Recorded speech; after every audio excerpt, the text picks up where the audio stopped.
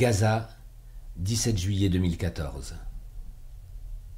Vivre une guerre, surtout en Palestine, et particulièrement à Gaza, c'est vivre un cauchemar dont le scénario ne finit pas avec la mort des individus, ou la perte du foyer, ou la mort d'un fils, ou la blessure de ta femme.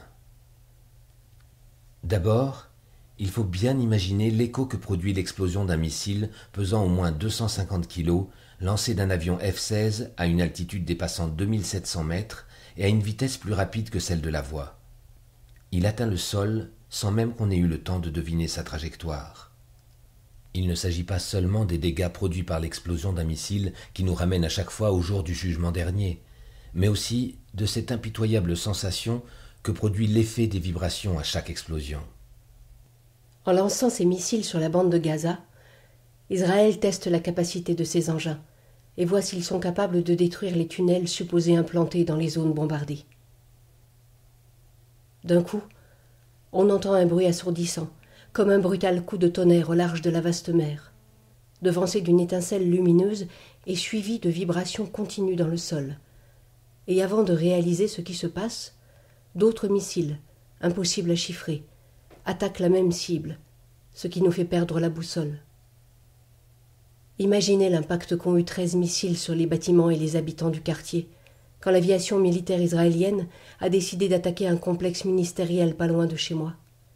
C'est vrai que les missiles ne m'ont pas tué, ni blessé, mais il faut imaginer la situation dans laquelle je me suis trouvée à l'instant de leur explosion. Étais-je endormi? Buvais-je du thé?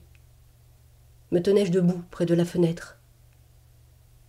Là, la chance a un rôle à jouer, car on ne peut pas imaginer quel réflexe aura son corps, sous le choc produit par l'explosion d'un ou de plusieurs missiles. Parfois on est projeté à terre par le souffle chaud de l'explosion, parfois la fenêtre sort du mur, ou les boîtes de sucre et de thé tombent des étagères. On peut aussi accueillir d'un coup le voisin sur le seuil de son appartement, projeté hors de chez lui par la pression des tremblements dus à l'explosion. Je parle toujours de l'effet de l'explosion de ces missiles sur le voisinage, sans pouvoir encore évoquer les dégâts réels, profonds, qu'ils ont pu causer. Il s'agit aussi de vous parler de la terreur provoquée par l'attente d'autres attaques de missiles, même si les bombardements semblent s'être arrêtés. Dans une guerre, le corps s'adapte à son environnement. La forme des yeux, la sensibilité des nerfs, tout change. L'ouïe devient aiguë, l'odorat devient plus sensible que celui du chien, la peau devient plus réceptive. Même la notion du temps change.